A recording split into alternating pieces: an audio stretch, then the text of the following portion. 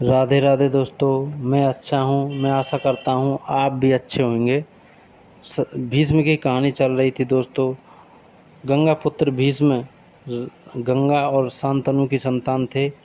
उसके बाद गंगा के चले जाने के बाद शांतनु ने दूसरी शादी की रानी सत्यवती के साथ। सत्यवती से 2 पुत्र हुए, चित्रांगद और विचित्रवीर्य।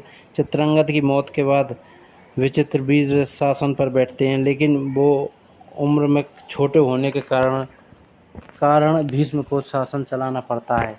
तो सुनिए दोस्तों आगे क्या होता है।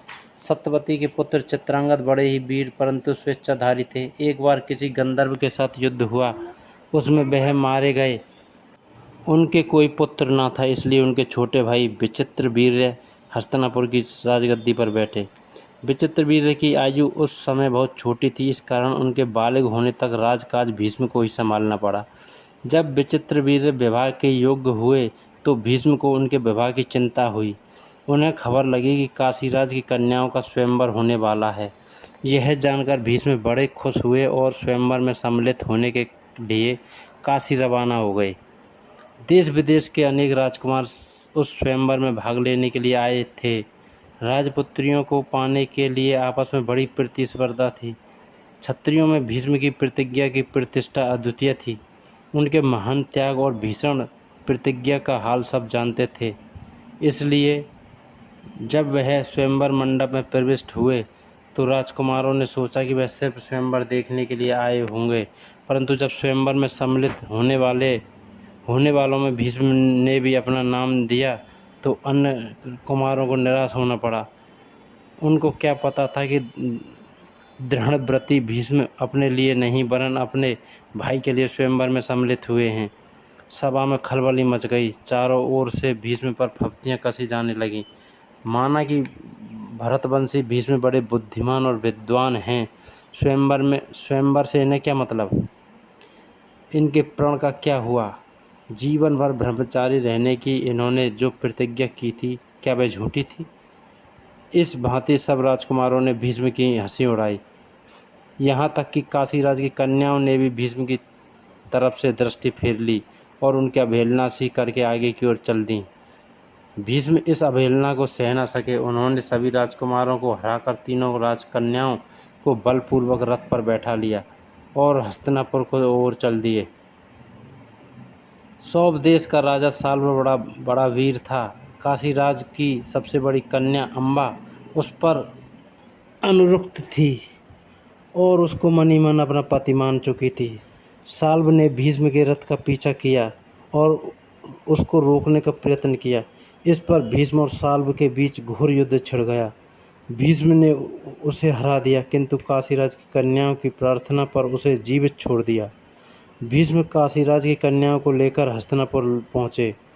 विचित्रवीर्य के विवाह की सारी तैयारी हो जाने के बाद जब कन्याओं को विवाह मंडप में ले जाने का समय आया तो काशीराज की बड़ी बेटी अम्बा एकांत में भीष्म से बोली, गांगे, मैंने अपने मन में सौभ देश के राजा साल्व को अपना पति मान लिया था।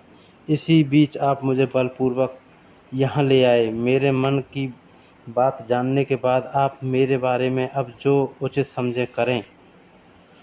भीष्म को अम्बा की बात जची। उन्होंने अम्बा को उसकी इच्छानुसार उचित प्रबंध के साथ साल्व के पास भेज दिया और अम्बा की दोनों बहनों अंबिका और अम्बालिका का विचित्रवीर्य के साथ विवाह करा दिया।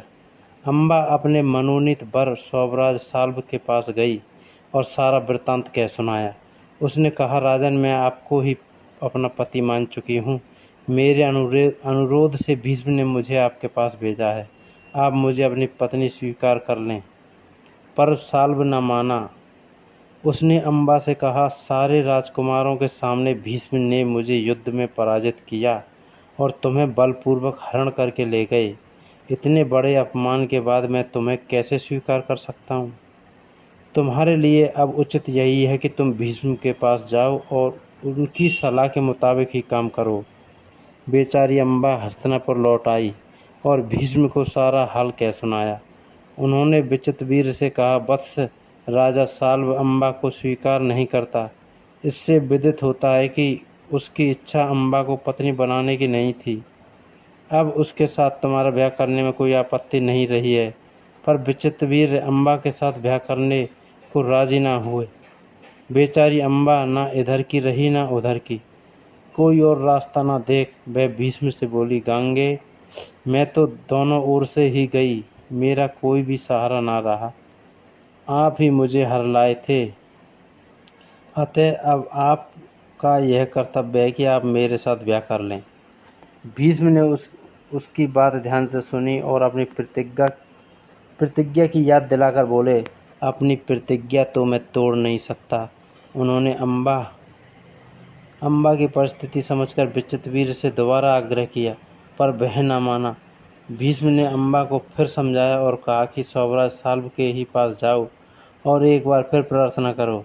लाचार अम्बा फिर साल्व के पास गई और उसकी बहुत मिन्नतें की, लेकिन दूसरे की जीती हुई कन्या को स्वीकार करने से स्वराज ने साफ इनकार कर दिया। अम्बा इस प्रकार 6 साल तक हस्तिनापुर और स्वदेश के बीच ठोकरें खाती फिरी। उसने अपने इस सारे दुख का कारण भीष्म को ही समझा। उन पर उसे बहुत क्रोध आया और प्रतिहिंसा की आग में उसके मन में जलने लगी। भीष्म से बदला लेने की इच्छा से वह कई राजाओं के पास गई और उनको अपना दुखड़ा सुनाया। भीष्म से युद्ध करके उनका वध करने की उसने राजाओं से प्रार्थना की, पर राजा लोग तो भीष्म के नाम से ही डरते थे। किसी में इतना साहस ना था कि भीष्म से युद्ध करे। क्षत्रियों से एकदम निराश होकर अम्बा ने तपस्वी ब्राह्मणों की शरण ली। तपस्वियों ने कहा, बेटी तुम परशुराम के पास जाओ, वे तुम्हारी इच्छा अवश्य पूरी करेंगे। तब ऋषियों की सलाह पर अम्बा परशुराम के पास गईं। अम्बा की करुण कहानी सुनकर परशुराम का हृदय पिघल गया।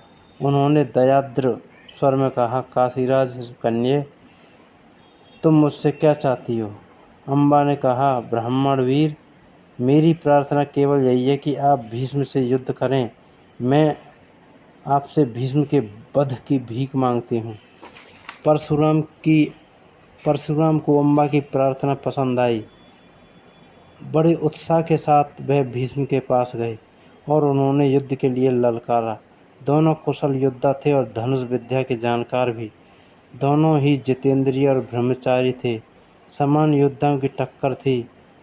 कई दिनों तक युद्ध होता रहा, फिर भी हार जीत का निश्चय न हो सका।